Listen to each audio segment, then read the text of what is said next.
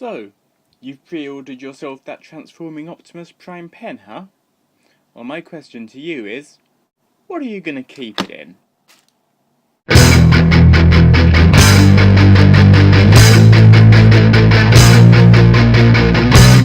Greetings fans, hyperfans, and people just lost looking for videos of cats on YouTube. I've been looking forward to reviewing this ever since I saw it on sirtoys.com. Couple of months ago, but I had to wait for my next order before it could get shipped over. We are looking at a pencil case. A pencil case containing a 10cm ruler and a pen. And if that's all I was showing you, then this would be a very short review. However, as you know, I love my transforming robots, and when I pull something like this out, you can be sure that there's more than meets the eye.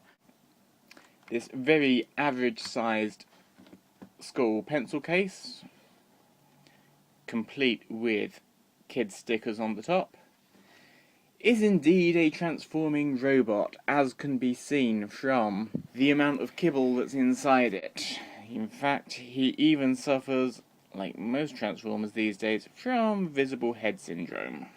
He's got enough space inside to store the pen and ruler that come with him, maybe a memory stick, or a couple of crayons. Nothing that's going to get you through a maths A level, but something cool enough that you can have that in your bag at a convention. If you run into Sarah Stone or Nick Rush, you can pull this out and ask for an autograph or a sketch, and then transform the pencil case whilst they're doing it. Okay, that's just me then. Transformation is actually a little bit more complicated than you'd expect for a kid's pencil case, but that's one of the things that makes it fun. Let's start off with the backpack, considering that we've got the lid open.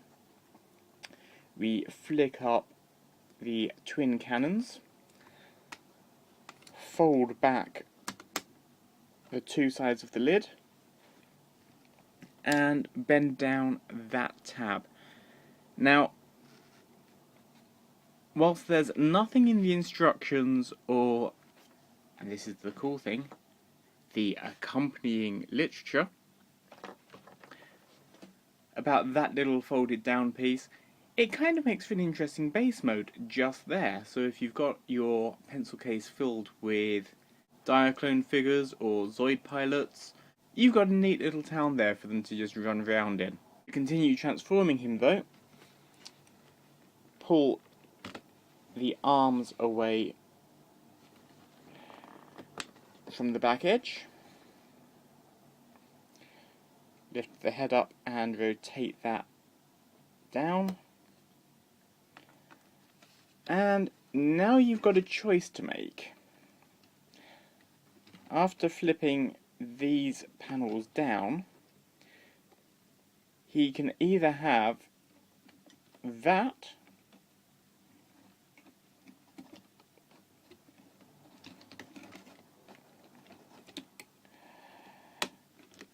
transformation in the right order, or that as his chest emblem, meaning that you get to design your robot a little bit. Were this a full KO toy, I guess that means that they could have either done a Soundwave or Blaster chest for that, but it's nice that you can put that little bit of variation. The other one folds round to the back, and you close up the back. Not completely yet, because you have to fold the sides in, bring those arms up, and peg those in to hold everything together. The legs extend on each side, fold down, and this is one of the cool things. This little peg, which held the base of the pencil case together, goes into the space there and locks the legs open. Feet separate out, and that's the bottom half of your robot completed and transformed. Now, by the magic of a crossfade, we can finish this robot off. The head pulls apart, stands up and squeezes back together. The arms move forwards a little bit, extend on both sides, and the hands open.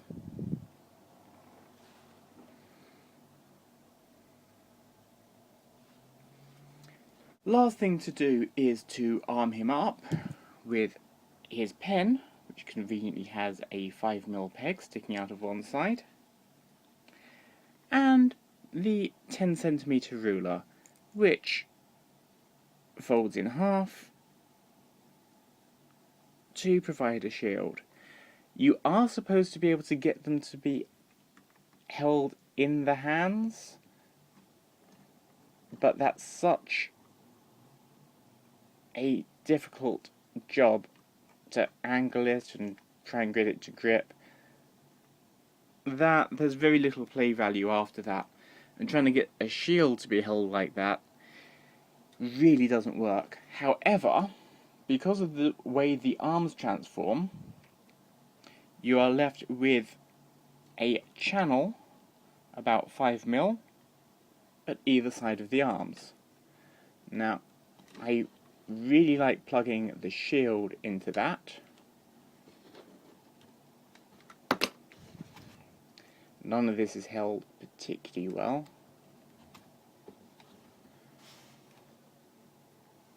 So that works, but that also works pretty well there. And you have a very cool looking, almost G1 style, transforming toy robot. I say G1 style because they make it very clear that this is not one of Hasbro's Transformers. In fact, they go so far as to produce an anime-styled comic, which is released with it, which shows a 6-year-old boy going to school and leading a pretty normal life until one day, way too tired to study. Yes, even at the age of 6, you're getting massive amounts of homework in China. He is met by a mysterious caped figure who tells him he is actually the prince of a separate dimension, has a set of magical powers of his own, but will need protecting, and a series of mecha warriors are summoned to be his bodyguards.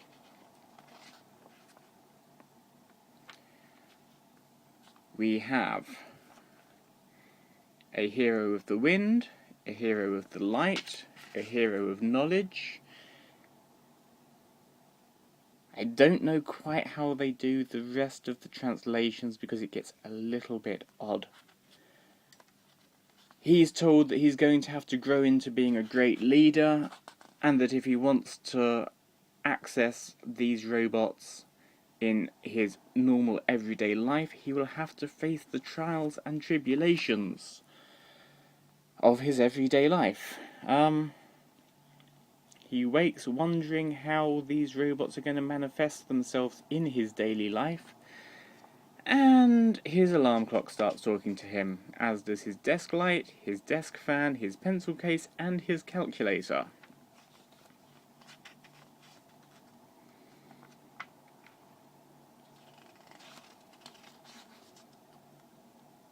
And the rest of the story pretty much shows them helping with his everyday life.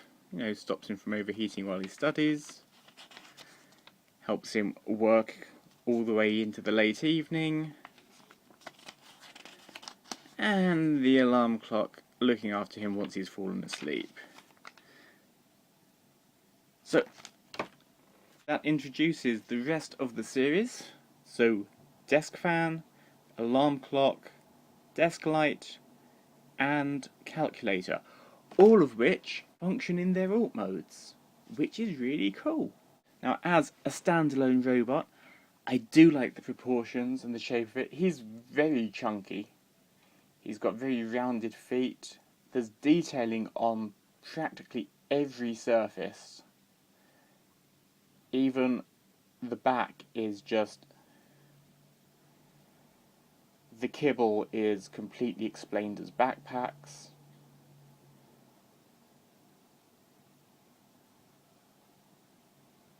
In fact, if it wasn't for the fact he had a pen sticking to his arm, you'd never believe that was a pencil case. He's got pretty good articulation for something with a functioning alt mode. Backwards and forwards on the legs, in and out on the legs. So you can get some quite good stances. Transformation on the heel and ankle means that you can go backwards and forwards to give it a little different height. The arms go up and down, in and out, both on just single turn hinges, opening and closing hands because of the transformation. The head is a little bit of a letdown. Strangely enough, he can move it side to side. There's no up and down, no left and right. And it doesn't actually hold together that well. I'm pretty sure that's just plastic tolerances, and that if I put a little bit of super glue on that peg, I can widen it enough to hold that in grip. I could even just tighten up the screws at the back of the neck to stop it from sliding quite so easily.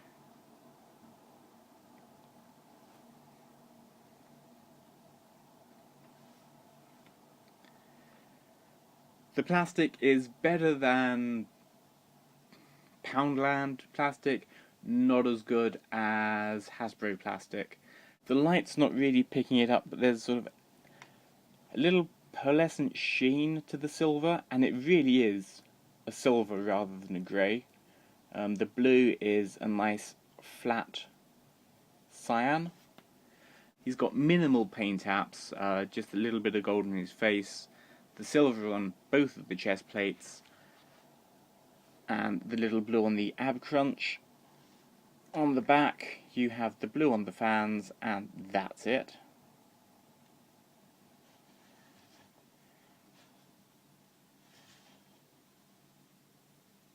But as a chunky kids transformer with a functioning alt mode, very much in the tradition of Diaclone and Soundwave, I really like him. All the joints are really sturdy, nothing's going to pop off by accident. The panels are intricate and have to be done in the right order to lock everything together when you get him back into pencil case mode. And even though it doesn't hold together particularly well, the head sculpt is really kind of cool looking. He's definitely got sort of a little bit of Gundam beardiness going on, mixed with an Optimus Prime faceplate and an ODST helmet. That's a combination I can live with. Now, whilst he's not actually a Transformer and there's no reason you would be displaying him with your bots, just to give you an indicator of his height, Starstream is still on strike as we haven't made it into triple figures yet. Please subscribe to the channel so that we can get him back. But with the re-release of some of the Transformers Classic and Universe figures with nice new paintwork, let's compare him height-wise to Autobot Hound. So yeah, he's coming in a good head height taller than that very classic figure.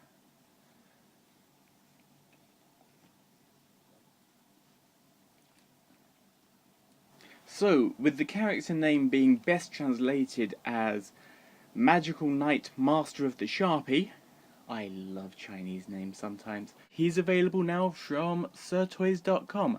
Link in the description below. Subscribe if you want to see Starstream back, like if you want to see more videos like these, and until next time, remember, if you're keeping them mint in package, you're not a toy collector, you're a box collector. Till next time.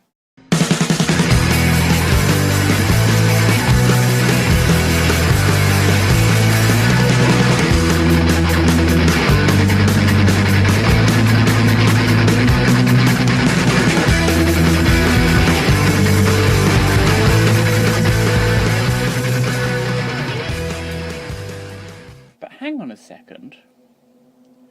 What if the toys you're collecting turn into boxes?